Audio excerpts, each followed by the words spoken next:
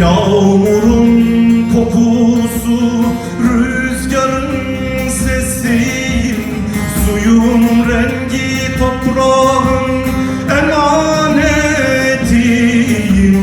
Her damlası, her zerresi memleketim.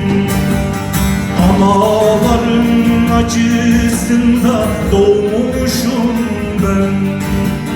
Yağmurun kokusu, rüzgarın sesiyim. Suyun rengi, toprağın emanetiyim. Her damlası, her zerresi memleketim.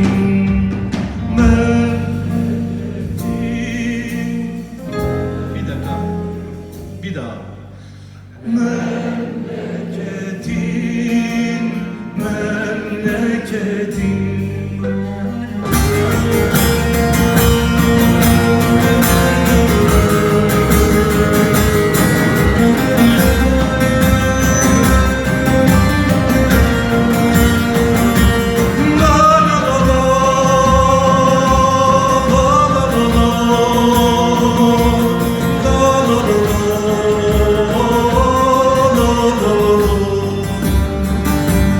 Dorukların ötesinde bir güneşim. Dağlarda gezer rüzgar, olur eserim. Düzgün baba kadar eskidir hasretim. Her nefesi, her kokusu memleketim. Dorukların ötesinde bir güneşim. Dağlarda gezer rüzgar, olur eserim.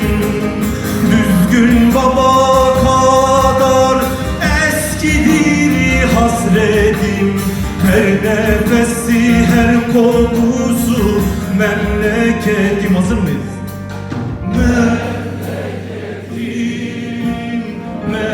Memleketim.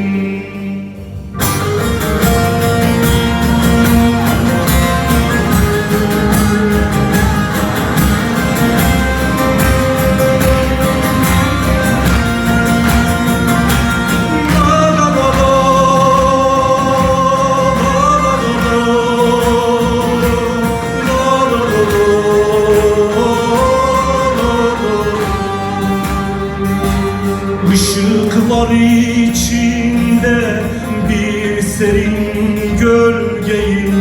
40 göze de 40.000 yeminler içmişim. Aşk gibi, sevda gibi dersin diyenim.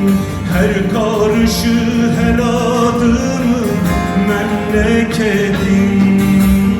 Işıklar içinde bir serin gölgeyim. 40 göze de 40.000 yeminler içmişim. Aşk gibi, sevda gibi dersin diyenim. Her karışı, her adımı memleketim.